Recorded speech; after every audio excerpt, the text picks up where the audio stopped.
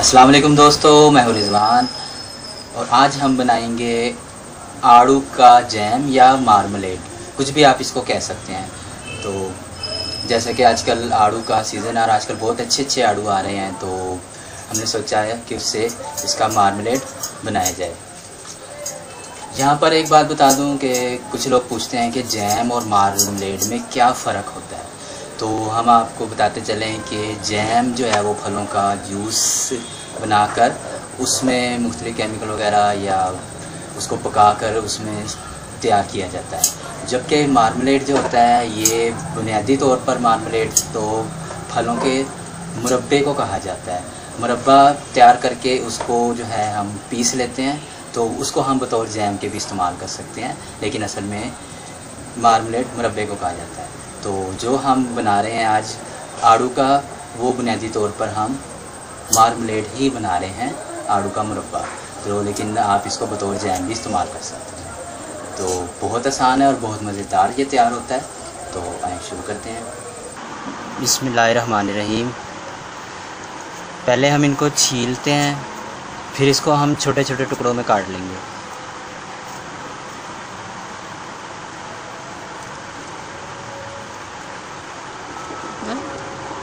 और छीलने के बाद हमने इसको इस तरह छोटे छोटे टुकड़ों में काट लिया। आप किसी भी किस्म का ले सकते हैं, खट्टा पसंद है खट्टा ले सकते हैं, मीठा पसंद है तो मीठा ले सकते हैं, जैसा भी आपको पसंद है। ये करीब हमारे पास 400 ग्राम के करीब आड़ू है हमारे पास कटा हुआ। आधा लीटर हमने पानी लिया है और इसमें अब ये शामिल कर देंगे। तकरीबन 1/4 चम्मच नमक शामिल करेंगे। 1 चम्मच नींबू का रस शामिल करेंगे। अगर आपके आड़ू खट्टे हैं तो फिर आप ये शामिल ना करें, ये ख़राब होने से बचाता है। अब इसको दरमियानी आंच पर हम पकने देंगे जब तक ये हमारे अच्छे तरीके से नरम हो जाए। आप आड़ू की जगह किसी भी फल का बना सकते हैं, स्ट्रॉबेरी, आम और सेब वगैरह का। इससे पहले हमने माल्टे का बनाया था, वो भी आप वीडियो देख सकते हैं, उसका लिंक आपको नीचे डिस्क्रिप्शन में मिल जाएगा।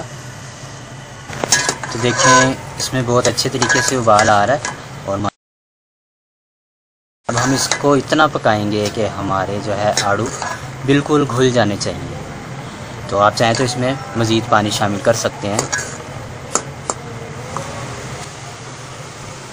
ये देखें हमारा बहुत अच्छे तरीके से घुल चुका है। अगर आप मज़ीद बारीक करना चाहते हैं तो आप इसे ग्राइंडर में भी पीस सकते हैं, तो लेकिन हमें इतना ही चाहिए। अब इस मौके पर 300 ग्राम चीनी हम इसमें शामिल कर रहे हैं।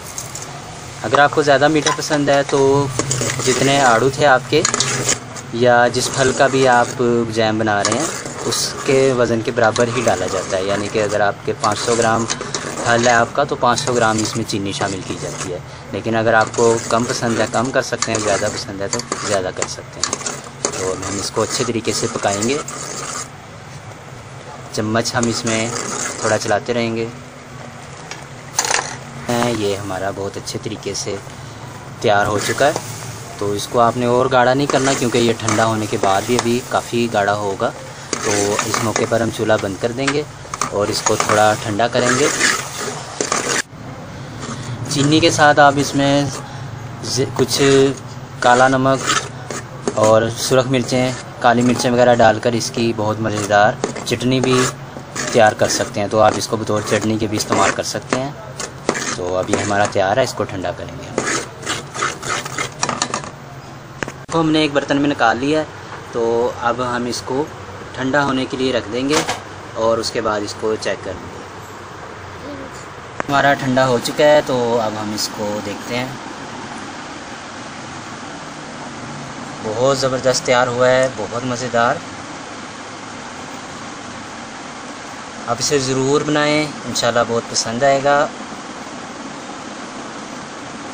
वीडियो पसंद आए तो लाइक करें, शेयर करें, दुआ में याद रखिएगा। अल्लाह हाफिज़।